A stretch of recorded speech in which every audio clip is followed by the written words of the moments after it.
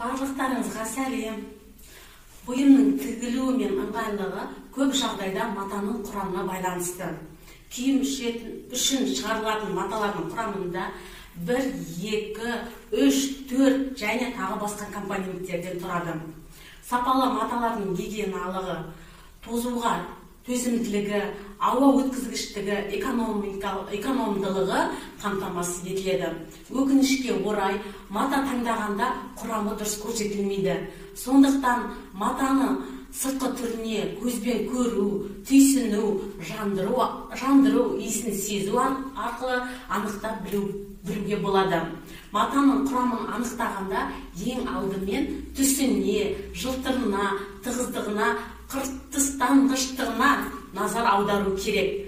Қазір сіздер табиғи және химиялық мата талшықтарының кейбір түрлерінің жану ерекшелері бойынша студент дайындаған тапсырманы көре аласыздар. Ол үшін мата үлгілері, сіріңке, пинцет, майшам қауіпсіздік жағдайында жаныңызда су болуы қажет. Әрі қарай түрлі мата талшықтар қалай жанады өздеріңіз көретін боласыздар. Келесі кездескенше. Мақта табиғи целлюлоза талшығы күйіп кетеді, ерімейді, күйген қағаз немесе ағаш иісіне ұқсайды. Одан қалған қалдық ұсақ сұр күл. Зығыр табиғи целлюлоза талшығы, қалдық ұсақ сұр күл. Жүн табиғи ақуыз талшығы күйіп кетеді, ерімейді, ол жанып тұрған шаштың немесе қауырсынның иісін сезеді. Оттан шыққан кезде жануды тоқтатады. Қалғаны қара қуыс моншақ, қара ұнтаққа дейін ұсақталған. Нейлон жасанды талшығы қатты кілегей немесе қара түсті ұсақтауға болмайтын моншақ.